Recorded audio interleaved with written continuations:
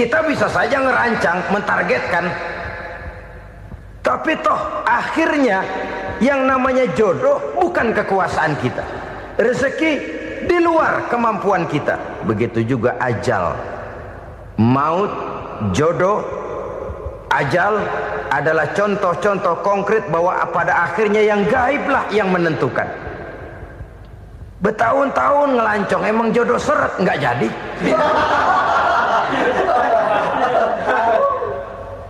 Begitu kenal baru setengah malam nginep ditangkap hansip.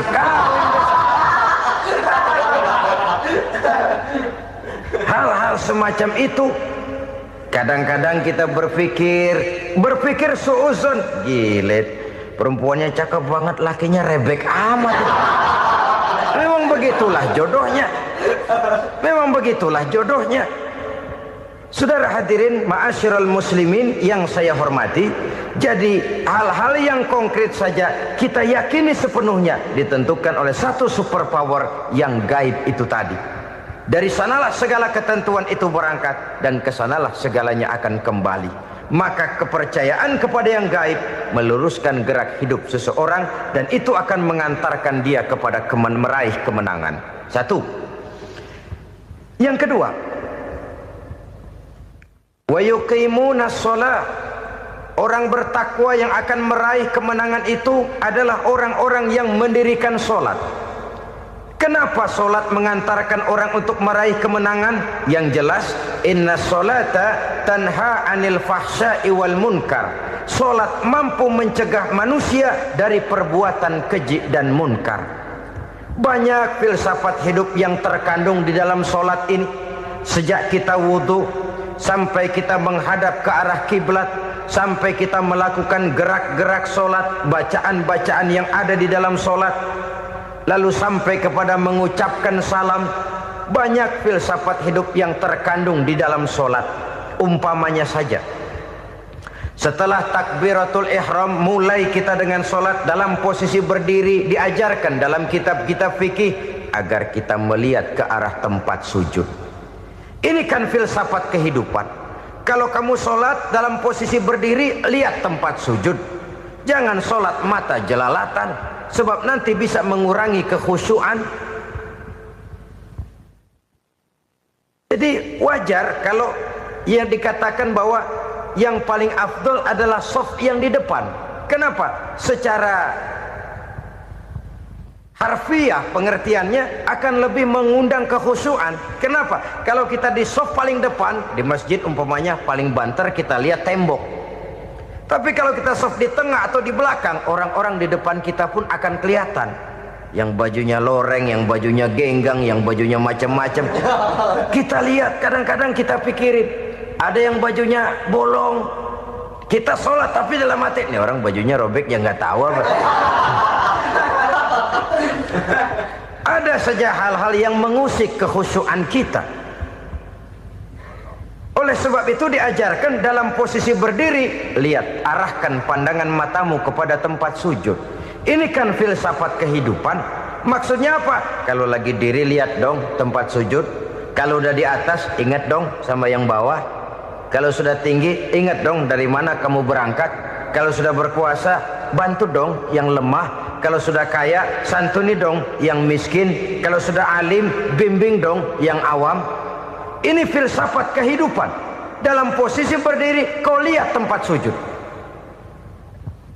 Ini akan melahirkan kepekaan sosial di mana seseorang mau tahu kepada orang lainnya. Bagaimanapun kaya kita, tinggi pangkat dan jabatan kita, jikalau hidup hanya untuk kepentingan perut sendiri saja, rasanya belum membawa manfaat di dalam kehidupan kita. Tapi efek yang tertinggi sesungguhnya, sholat mencegah manusia dari perbuatan keji dan munkar. Perbuatan keji dan munkar walaupun kelihatannya mendatangkan uang, membawa keuntungan, tapi itu keuntungan semu, keuntungan sementara. Dengan menipu orang lain kita bisa dapat untung, tapi tidak membawa berkah. Dan itu adalah kerugian besar dalam kehidupan kita. Maka untuk meraih kemenangan harus dimulai dengan membentuk kepribadian yang tegar, memiliki sandaran vertikal yang langsung kepada Allah Subhanahu wa ta'ala, dan itu hanya bisa kita tempuh melalui jalur ibadah formal yang sudah ditentukan Allah, yakni solat yang 5 waktu. Untuk memperkuat itu ada solat-solat sunnah, rawatib, nawafil sebagai terminal kontrol cadangan untuk memelihara stabilitas temperatur batin di dalam kita berhubungan dengan zat yang maha gaib, yaitu Allah Subhanahu wa ta'ala. Orang sering bertanya, Pak, itu tetangga saya nggak sholat, duitnya nggak habis-habis, Pak. Nggak sholat tapi mobilnya tambah terus, nggak sholat tapi usahanya makin maju. Tapi di sisi lain ada orang yang rajin sholat, rezekinya butak bener, anaknya mana kurus, mana korengan. Saudara hadirin ma'asyiral muslimin rahimakumullah, harus saya katakan bahwa solat memang bukan untuk cari duit. Solat adalah sandaran vertikal kita kepada Allah. Sedangkan soal rezeki itu berkaitan dengan sifat Allah maha pengasih dan maha penyayang. Allah maha pengasih, siapapun dikasih kalau mau usaha. Allah maha penyayang, tidak semua orang disayang oleh Allah Azza wa Jalla. Dan belum tentu banyak harta itu merupakan nikmat. Mungkin juga istidraj. Artinya istidraj itu dikasih tapi diambulin, kalau bahasa Betawinya itu. Dikasih tapi diambulin, itu bukan merupakan nikmat sesungguhnya, lebih merupakan azab dari Allah Subhanahu wa ta'ala.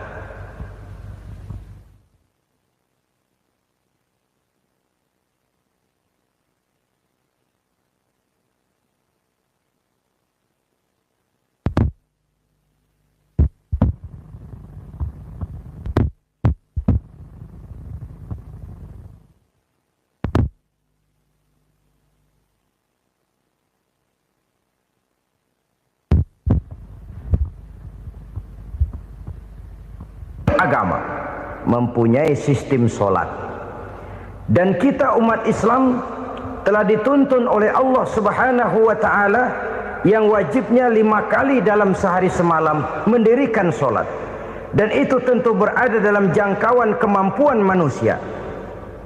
Pada awalnya barangkali kita memang merasa solat itu satu kewajiban, tapi semakin kita hayati makna, manfaat dan filsafat yang terkandung di dalam ajaran solat, semakin sampai kita kepada keyakinan bahwa solat adalah keperluan kita. Sehingga pada waktu tertentu dinilai puncaknya, kita tidak lagi akan berkata saya wajib solat, tapi kita akan berkata saya perlu solat.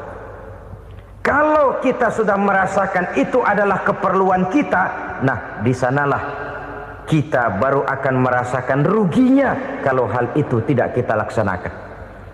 Sepanjang kita masih berkata saya wajib sholat, kita akan lebih merasakan dia sebagai beban ketimbang sebagai keperluan. Yang jelas Allah tidak memerlukan ibadah yang kita laksanakan ini. Dengan kata lain, andai kata satu dunia penuh ini orang tidak ada yang sholat satu pun, Allah tidak akan turun dari jabatan Tuhan. Jangan lalu berpikir kalau kita ngambek se-RW kagak sembahyang Tuhan tekor kali ini ya. Tentu tidak. Itu perlunya kita, bukan perlunya Allah. Dan pada induknya kita akan berkata saya perlu agama. Kalau secara induk kita sudah memerlukan agama, maka konsep-konsep yang ada di dalam ajaran agama itu pun adalah juga merupakan keperluan kita. Baik dia bernama sholat, baik dia bernama puasa, baik dia bernama zakat, baik dia bernama haji, seluruhnya adalah keperluan kita. Dan sesuatu yang kita perlukan apabila tidak kita laksanakan akan melahirkan kerugian di dalam kehidupan. Jangan heran kalau kita membaca riwayat perjalanan hidup para salafus soleh, orang-orang soleh. Ada yang tahajud sampai 100 rakaat, ada yang sholat malam kakinya sampai bengkak, Kita sekalinya bengkak biri-biri. Ada yang sholat membaca surah dalam Al-Quran sampai khotam Quran. Kok mau? Mereka sudah merasakan itu keperluan. Itu saja soalnya. Satu saat pun jikalau kita merasa bahwa itu keperluan saya, kita pun akan melaksanakan seperti itu. Keperluan saya dalam kehidupan. Inilah yang kedua. Yang ketiga, orang bertakwa yang akan meraih kemenangan itu, wa mimma razaqnahum yunfikun. Mereka membelanjakan sebagian daripada rezeki yang diberikan Allah kepada mereka. Mereka infakkan di jalan Allah. Ada satu dialog menarik. Satu hari seorang anak muda bertemu dengan seorang kakek-kakek yang sudah dikenalnya baik. Bertanyalah anak muda ini, "Kek, umur kakek berapa tahun?" 15 tahun, kata si kakek. "Anak kakek berapa orang?" 1. "Harta kakek berapa banyak?" 15 juta. Si anak muda ini bengong, lalu protes, "Kok kakek bohongin saya?" "Kenapa?" "Saya tahu umur kakek 70 tahun. Kenapa ngaku 15? Saya tahu anak kakek 5. Kenapa bilang 1? Saya tahu kakek miliuner, miliaran uang kakek. Kenapa ngaku cuma 15 juta? Begini, kata si kakek tadi. Benar, umur saya 70 tahun. Tapi dari umur yang 70 tahun itu baru 15 tahun terakhir ini saya merasakan ibadah kepada Allah. Meninggalkan maksiat, jauh dari segala macam munkarat. Maka yang 15 tahun inilah yang benar-benar saya rasakan sebagai umur saya. Benar anak saya 5, tapi yang 4 susah diatur. Cuman 1 rasanya nih yang bakal jadi si buah hati, belahan jantung, pelanjut cerita penerus sejarah. Cuma 1 ini yang saya harapkan, yang akan jadi anak soleh, yang akan membuat saya menerima pensiunan pahala. Kalau yang 4 apek dah, nggak ada harapan. Yang 1 nyekek botol melulu. Oh begitu, iya. Lalu kenapa kakek bilang harta kakek cuma 15 juta padahal saya tahu kakek uangnya miliaran, depositonya banyak? Ya karena 15 juta itulah yang saya ingat yang pernah saya belanjakan di jalan Allah. Saya merasa itulah harta saya yang sebenarnya. Yang miliaran yang saya simpan di bank kelak kalau satu saat saya mati akan jadi rebutan di antara anak-anak saya. Iya kalau anak saya soleh kayak yang 1 ini. Kalau yang 4 tadi udah tulen dia bakal berantem dah berebut tuh. Jadi 15 juta yang saya belanjakan di jalan Allah inilah yang saya merasakan benar-benar harta saya yang sesungguhnya. Dialog ini patut menjadi bahan renungan kita bersama. Diberikan kita umur 40, 50, 60, 70, 80. Berapa tahun dari umur yang diberikan itu yang jalan mulus, yang kita gunakan untuk melaksanakan ibadah? Banyak harta kita simpan di bank, di lemari, di dompet, di tas. Tapi berapa yang sudah kita depositokan di jalan Allah yang akan menemani kita di hari kita kembali nanti? Maka orang bertakwa yang akan meraih kemenangan, wa mimma razaqnahum yunfikun. Mereka membelanjakan sebagian dari rezeki yang diberikan Allah di jalan Allah Subhanahu wa ta'ala. Ma'asyiral muslimin rahimakumullah. Zahirnya memang kita memberikan kepada orang lain, tapi hakikatnya kita menyimpan untuk diri kita sendiri. Kita memberikan kepada yatim piatu 25.000. Zahirnya kita memberikan si yatim, hakikatnya kan kita cuma nyimpan. Saya berikan, titip kepadamu. Ini untuk saya di akhirat. Kau boleh belikan baju, kau boleh belikan untukmu makan, kau boleh bayarkan sekolahmu. Ini untuk saya, hakikatnya. Kita nyumbang masjid 1 juta, zahirnya kita berikan kepada panitia masjid, tapi hakikatnya kan cuma titip. Titip 1 juta ya untuk saya di alam kubur nanti. Silakan kau boleh belikan semen, ini uang, belikan besi, belikan pasir.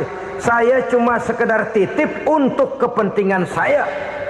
Hakikatnya kita cuma sekedar menitip. Sebagaimanapun pada hakikatnya, apapun yang kita miliki dalam kehidupan kan cuma sekedar hak guna pakai, bukan hak milik mutlak. Harta kita, rumah kita, kendaraan kita, kebun kita, pabrik kita, hak guna pakai saja.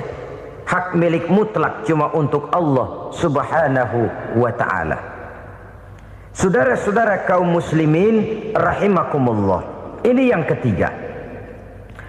Kemudian yang keempat, orang-orang bertakwa yang akan meraih kemenangan, allazina yu'minuna bima unzila ilaika. Mereka yang beriman, mereka yang percaya kepada apa yang telah diturunkan kepadamu Muhammad, ay Al-Quran, yakni Al-Quranul Karim. Setelah percaya kepada yang gaib, mendirikan solat, kemudian menginfakkan sebagian dari rezeki yang diberikan Allah, mereka juga lalu percaya kepada yang diturunkan terhadap Nabi, yaitu tidak lain Al-Quranul Karim. Sekali lagi di sini, percaya bukan hanya sekedar percaya saja, tetapi percaya lalu menjadikan Al-Quran itu sebagai pedoman hidup. Sebab memang Al-Quran itu adalah GBHM, garis-garis besar haluan muslim. Apa yang harus kita lakukan, apa yang harus tidak kita lakukan, bagaimana mestinya kita bertingkah laku dan berbuat, seluruhnya tercantum di dalam Al-Quranul Karim. Itu sebabnya ketika satu hari Aisyah ditanya bagaimana akhlak Rasul, beliau menjawab, kana Rasulullah sallallahu alaihi wasallam khuluquhul Quran. Akhlak daripada Rasulullah tidak lain adalah Al-Quran. Jawaban simpel ini memberikan gambaran bahwa keseluruhan daripada konsepsi Quran sudah diterjemahkan dalam kehidupan Rasulullah sallallahu alaihi wasallam. Karena kita tahu akhlak adalah keseluruhan dari gerak hidup manusia. Sejak ia berpribadi, berumah tangga, bertetangga, bermasyarakat, sampai kepada berbangsa dan bernegara, Al-Quran tetap memberikan sentuhan nilainya. Oleh karenanya, orang-orang yang bertakwa adalah orang-orang yang menjadikan Al-Quran sebagai pedoman dalam kehidupannya. Dan kita yakini Al-Quran diturunkan kepada Nabi Muhammad bukan merupakan produk Nabi Muhammad. Isi dan redaksinya langsung dari Allah Subhanahu wa ta'ala. Kemudian cirinya yang kelima, orang bertakwa yang akan meraih kemenangan itu, wa ma unzila min qablika. Tidak hanya sekedar percaya kepada yang diturunkan terhadap Nabi Muhammad, yaitu Al-Quran, mereka juga percaya kepada apa yang pernah diturunkan kepada para nabi, kepada para rasul sebelum Nabi Muhammad. Percaya kepada adanya suhuf, percaya kepada adanya Taurat, percaya kepada adanya Injil, percaya bahwa Allah dahulunya sudah menurunkan Taurat kepada Musa, percaya bahwa Allah sudah menurunkan Injil kepada Isa, percaya Injil ada, Taurat ada, diturunkan Allah untuk Isa dan Musa, tetapi tidak wajib mengamalkannya karena kita sudah diberikan Al-Quranul Karim. Ini yang perlu saya garis bawahi. Kita percaya Allah telah menurunkan Injil dahulu kepada Isa. Kita percaya bahwa Allah telah menurunkan Taurat dahulunya kepada Nabi Musa. Kadang-kadang ini dijadikan dalih, dikacaukan pengertiannya. Quran saja mengajarkan bahwa orang yang bertakwa harus percaya kepada Injil, maka pakailah Injil. Apalagi kalau ayat sebelumnya ditilap, dihapus, dihilangkan, Injilnya yang ditekankan, maka akan terjadilah penekanan yang salah arah. Karena salah arah akhirnya bisa merusak dan menghancurkan akidah. Ketika Rasul suatu saat pernah ditanya orang, ya Rasul, bagaimana sikap kita sebagai muslim terhadap Injil yang ada sekarang? Beliau menjawab, la tukadzibuhu jami'an wa la tusaddiquhu jami'an. Jangan didustakan seluruhnya, jangan juga dibenarkan semuanya. Artinya ini sudah merupakan gambaran dari Rasul bahwa dalam